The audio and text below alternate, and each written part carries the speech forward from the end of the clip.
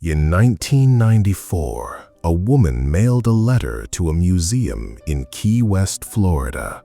She did not address it to the curator. She addressed it to a doll. She begged the doll for forgiveness for whatever she had done to deserve the year she'd just survived. She was not the first person to write that letter. She would not be the last. Today, that same museum receives thousands of them every single year from strangers on every continent who are absolutely convinced that a 3-foot-tall stuffed toy destroyed their lives. This is not internet folklore invented for clicks.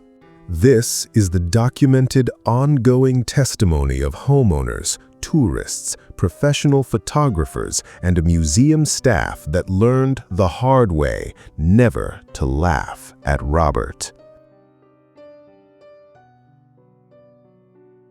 The year is 1906. Key West is a cramped, humid island wedged at the very edge of the United States, a place built by sailors, spiritualists, and the descendants of shipwreck salvagers, all packed shoulder to shoulder into wooden houses that groan against the salt wind off the Atlantic. In one of those houses, at 534 Eaton Street, a 5-year-old boy named Robert Eugene Otto is handed a gift. It is a doll, roughly life-size to a toddler, stuffed thick with straw, its body dressed in a small sailor suit, its face hand-painted with features that seem, in the wrong light, to track whoever is holding it. The doll is a parting gift from a servant girl who has worked for the Otto family, a woman of Bahamian origin raised in a tradition of folk magic and ritual. She has not been treated kindly in that house. Before she leaves the family's employment for the last time, she presses the doll into young Robert's hands as though she is settling a debt. The Ottos think nothing of it.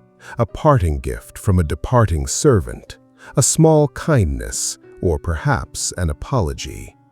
They have no way of knowing that this single object will outlive every person currently standing in that house, and that a full century later, grown adults on the other side of the world will write to it on paper, begging it not to hurt them.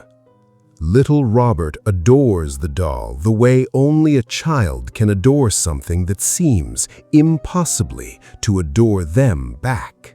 He renames it after himself and insists from that day forward that his own name, Robert, belongs now to the doll alone. He will be called by his middle name, Eugene, for the rest of his life. The doll gets a seat at the family dinner table. The doll gets his own place beside Eugene's pillow every single night, its black button eyes catching the moonlight through the bedroom window. Almost immediately, the household changes. Staff begin to whisper about sounds drifting from the boy's room after he has been put to bed. A low, dry giggling that is not the light laugh of a 5-year-old, but something older, something that has no business being in a nursery. When they crack the door open to check, they find Eugene sitting bolt upright in the dark, wide awake, whispering across the room to the doll propped in the chair opposite his bed. He insists calmly that he isn't talking to himself. He insists Robert has been talking back. His parents dismiss it at first as the overactive imagination of a boy raised on old island ghost stories. Then the accidents begin. Furniture is found overturned in rooms nobody entered. Toys belonging to Eugene, not Robert, are discovered shredded, torn with what look unmistakably like small, deliberate bite marks. The family dog, once easygoing, begins refusing to cross the threshold of Eugene's bedroom at all, backing away with his ears pinned flat and a low whine building in his throat, as though something in that room has already claimed the territory. Then, one night, a scream tears the house awake. Eugene's parents find their son cowering in the corner of his room, sobbing, insisting that Robert tried to strangle him in his sleep. There are faint red marks circling his small throat. He is 5 years old. He has no way to explain how they got there. His parents will spend the rest of their lives refusing to try. There is one detail from that night that outlasts every retelling of the story for the next 100 years. When Eugene's father lifted his son off the floor and finally turned to look at the doll, it was sitting exactly where it had been left, mouth fixed in its usual painted line. But the eyes, he would insist for the rest of his life, were not angled toward the empty bed where his son had been sleeping moments earlier. They were angled towards him, standing in the doorway. He said almost nothing about it to his wife, then or ever. But for the rest of the years that doll lived under his roof, visitors noticed a habit he could never quite explain away. Whenever he entered a room where Robert had been left alone, even for a few minutes, he looked at the doll's eyes before he looked at anything else in the room. Most children outgrow their toys. Robert Eugene Otto does not, and the house learns this the hard way. Twice, his parents try to get rid of the doll for good as he grows older. Both times, it's back in its chair within days, and both times, the house pays for the attempt. One housemaid, ordered to dispose of it permanently, wakes that same night unable to move a single muscle, certain something impossibly heavy is pressing down on her in the dark. She quits within the week and never explains why to anyone for the rest of her life. After that, nobody tries again. An unspoken law takes over the house instead. Nobody moves Robert, nobody discards Robert, and nobody walks past his chair without greeting him first. Skip it, and something breaks within the hour. A vase, a window latch snapped clean off with no one near it. Guests learn the rule fast, one broken object at a time. Eugene grows into a respected painter, studies abroad, builds a real reputation across the island. He also comes home, every single time, to the same chair and the same doll that has never once left it. In 1930, he marries a woman named Anne, who moves in already knowing her husband treats the doll less like an object and more like a permanent third person in the marriage. She doesn't take it seriously. Not until her first overnight guest comes down to breakfast, pale and silent, describing footsteps circling the bed, straw dragging across the floorboards, a locked door standing wide open at dawn. Not until a visiting relative wakes to find the doll standing beside her bed instead of across the room, flees before sunrise, and never sets foot on the island again. There's one detail from these years Eugene's fellow artists found harder to laugh off than any of it. His paintings changed. Portraits of friends, of neighbors, of Anne herself, all developed the same unnerving trait: eyes too still, too fixed, too knowing, as if every face he painted had quietly borrowed something from the one face he stared at every day of his life. By the time Eugene reaches middle age, local kids won't walk past the house without breaking into a run if the turret curtain so much as twitches. More than one swears, decades later as an adult, that they saw the doll's painted mouth curl into something closer to a smile as they passed. Eugene dies in 1974, in the same house, down the hall from the same doll that shared nearly every night of his entire life. He is 76. Most families would assume that's the end of it. It's only the beginning of the part of this story that makes Robert famous. After Eugene's death, 534 Eaton Street passes into the hands of a new family. Their daughter is 10 years old, and like Eugene decades before her, she claims the third-floor turret bedroom for her own the moment they move in. She also inherits the doll. At first, her parents think it's simply a strange, mildly unsettling relic left behind by the previous owner, too old and too ugly to bother throwing out. They let their daughter keep it in her room without a second thought. Within weeks, she is waking up screaming. Night after night, she tells her parents with total consistency that the doll moves on its own, that she falls asleep with it seated across the room and wakes to find it sitting at the foot of her bed instead, that she can hear it laughing faintly when the rest of the house has gone completely silent. Her exhausted parents chalk it up to nightmares brought on by an unfamiliar house and an admittedly unsettling old toy. But nightmares don't leave scratch marks, and their daughter is showing up to breakfast with thin, fresh scratches on her arms and face that were not there the night before. The scratches escalate, so does her fear.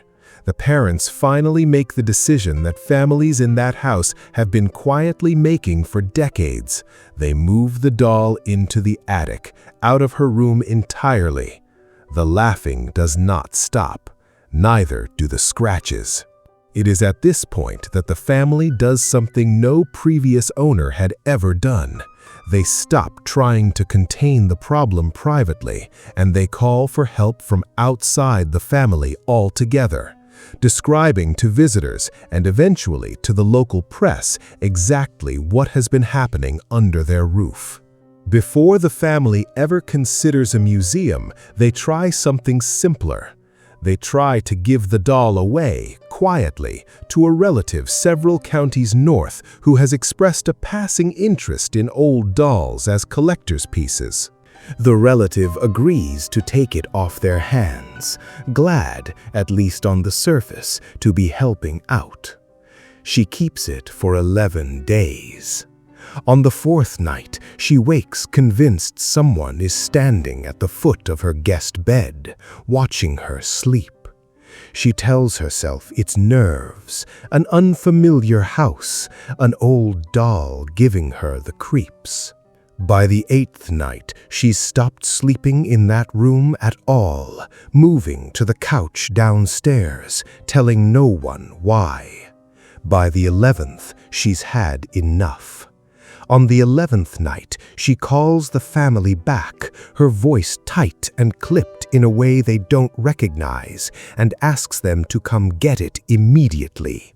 She won't elaborate over the phone. When they arrive to collect it, she is already standing on her porch with the doll boxed and waiting, refusing to let it back inside the house even long enough for the family to say a proper goodbye. She never gives a full explanation. The only thing she will say, more than once, in a voice that makes clear she isn't joking, is that whatever they do with it next, they should not give it to anyone who has children in the house. Word spreads fast on a small island. Within a short time, the story of the little girl and the doll in the turret room is no longer a private family matter whispered about by neighbors. It's a local legend with a name attached to it, a real address, and living witnesses willing to speak on the record. The family makes their final decision. They will not destroy the doll out of fear of what destroying it might unleash. They will not simply leave it behind for the next owner to inherit, unwarned, the way every family before them had done. Instead, they hand Robert over to a museum, hoping that behind reinforced glass, in a public, closely monitored space, whatever has followed this doll for 70 years might finally be contained. They are wrong. Glass, it turns out, contains nothing at all. A woman stands alone in front of a glass case in a converted Civil War fort. Phone raised, ready to take a picture the way she's taken 100 pictures that same afternoon. She doesn't ask permission. There's no one to ask. It's a museum display, not a person. She snaps the photo, moves on, and forgets about it by dinner. 9 days later, her car is totaled in a parking lot with no other vehicle involved. 11 days later, she is let go from a job she'd held for 6 years with no warning and no clear reason given. 16 days later, she is lying in a hospital bed with an old injury that had never once given her trouble in 15 years, now bad enough that doctors are using words like surgery. She has told no one about the doll. She hasn't thought about it once. It's a friend, hearing the story secondhand over the phone, who finally says it out loud, half as a joke. "Didn't you say you took a picture of that cursed thing in Key West?" She writes the letter that same night. It is the first one the museum ever receives addressed directly to Robert. It will not be the last. This is the exact center of the story, and it's the moment Robert stops being one family's private inheritance, passed quietly from owner to owner for 70 years, and becomes something the family could never have controlled from inside a single house on Eaton Street. A public phenomenon, with a paper trail, growing heavier every single year, written not by one household, but by strangers who have never met each other and never will. Because that's the detail that changes everything. For 70 years, Robert had one address and one family at a time. Now he has hundreds of strangers a week, standing 3 feet away, and it takes almost no time at all for the museum staff to notice that the pattern from that first letter isn't a coincidence. It's a rule. Photograph him without asking, and something follows you home. And once a rule like that takes hold in a room full of strangers, it doesn't stay contained to a handful of unlucky tourists. It spreads the way real fear always spreads, quietly, person to person, letter to letter, until the museum isn't managing one family's century-old ghost story anymore. It's managing a following. The museum expects that letter to be a strange, isolated one-off. It is the first drop of what becomes a flood that has never stopped rising since. A father sits down at his kitchen table 2 weeks after a family vacation and starts a letter he never expected to write in his life, addressed to a doll he's never seen in person. His teenage daughter had photographed Robert on a whim, laughed about the cursed doll the whole car ride home. 2 weeks later, she's in a car accident that nearly kills her. He isn't writing to complain. He's apologizing on her behalf in the small, desperate hope that an apology mailed after the fact might undo something logic tells him should be impossible to undo at all. His letter joins thousands of others just like it.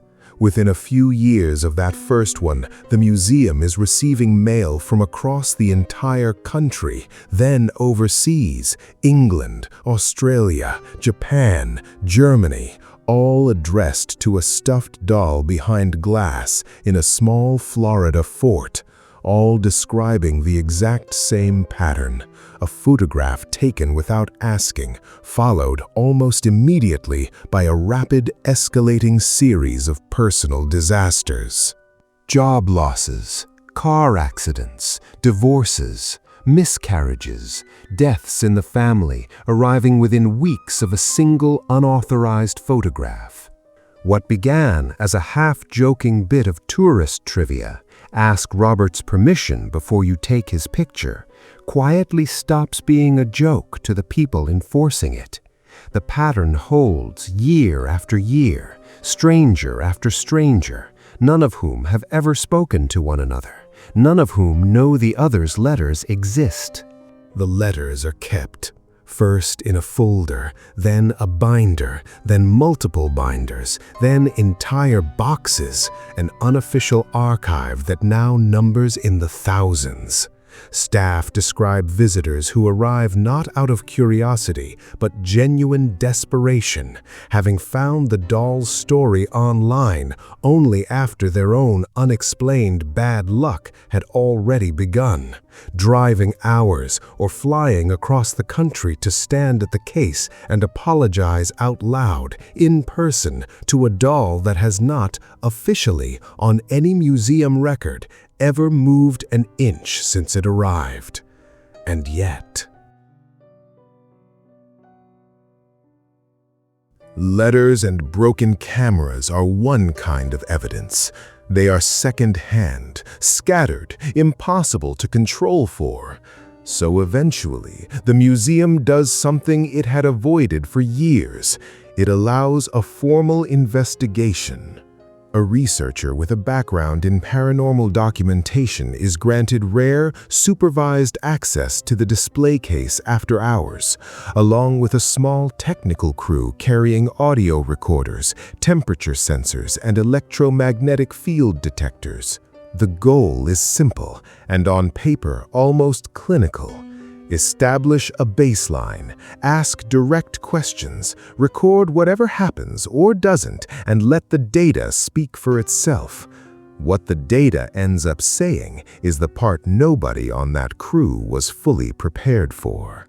The temperature sensors register nothing unusual for the first 20 minutes, a flat, boring baseline exactly as expected in a climate-controlled museum room.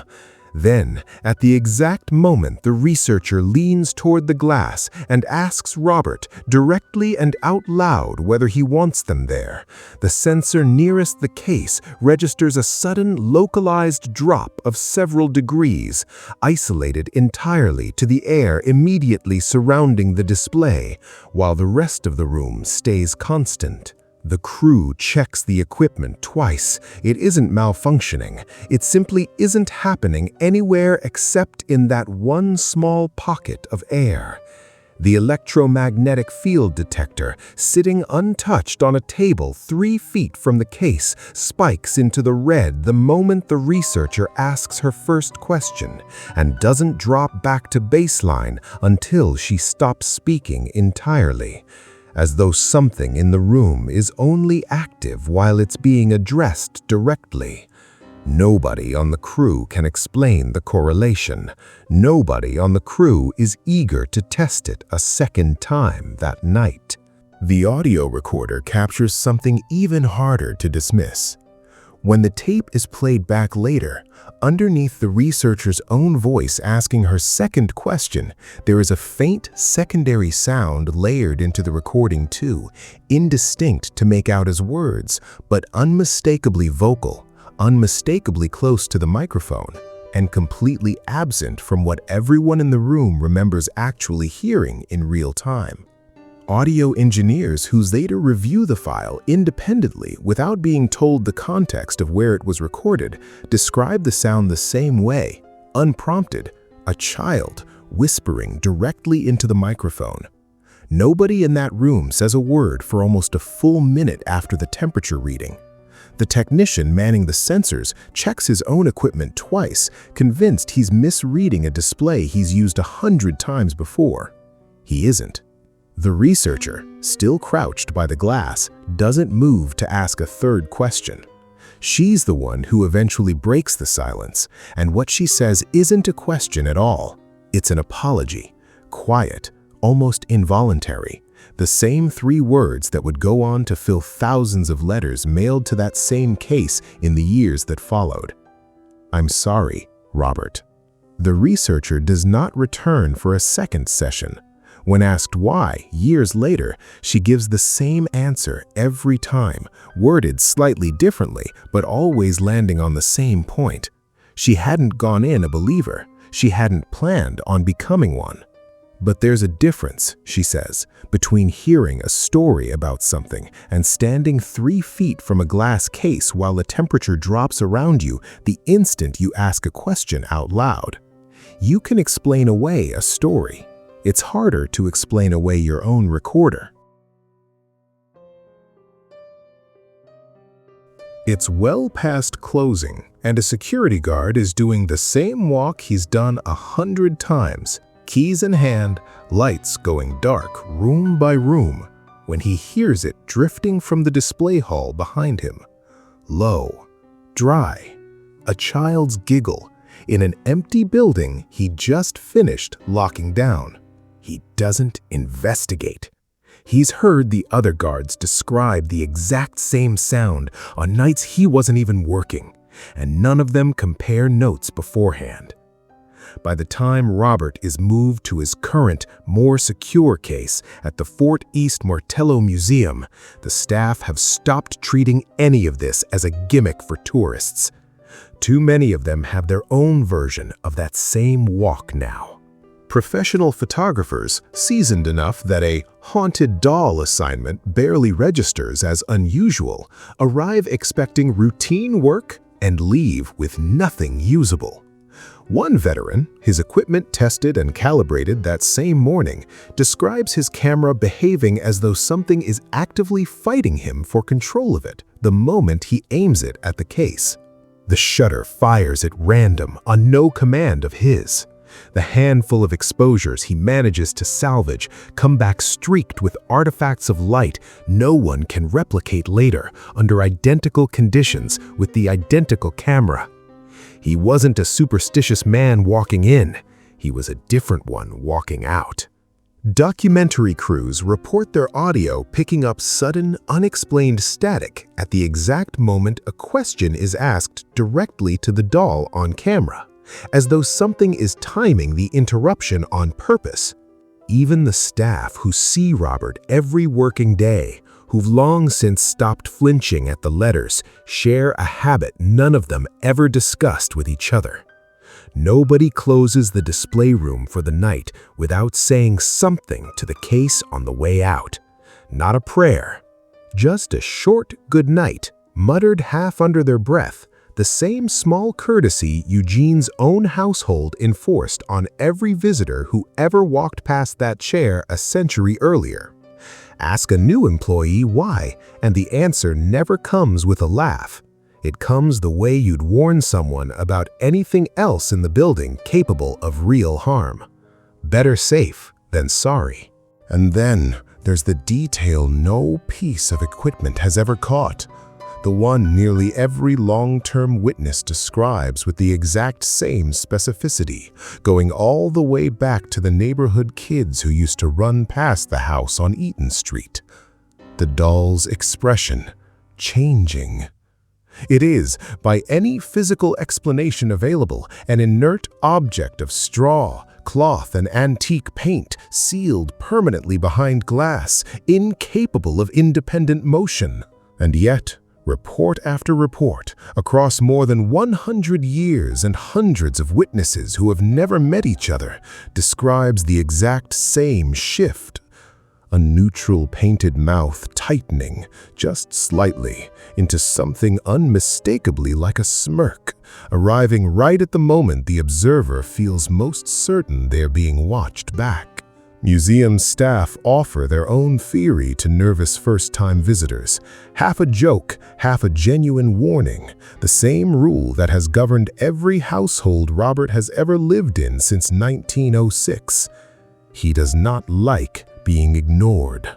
not as a 5-year-old's constant companion demanding a seat at the family table, not as an old man's lifelong roommate locked in a turret bedroom, and not now, sealed behind glass, surrounded daily by strangers who raise a camera, take what they came for, and walk away without a single word. So the rule stands, unchanged in over a century. Ask before you photograph him. Say hello on your way past, because an unsettling number of people who never believed in curses have concluded, in writing, in letters mailed from across oceans, exactly what happens to the ones who don't. Robert the doll still sits behind that glass case in Key West today, and the letters still arrive every week, thousands of them now, stacked in boxes the museum long ago stopped trying to count. Nobody who has worked near that case for any real length of time will tell you with a straight face that it's only a doll. What began as one grieving servant's parting gift to a 5-year-old boy has outlived that boy, outlived his house, outlived every family that ever tried quietly to be rid of him, and he is, by every account, still arriving in the mail, patiently waiting for the next stranger foolish enough to raise a camera without asking first.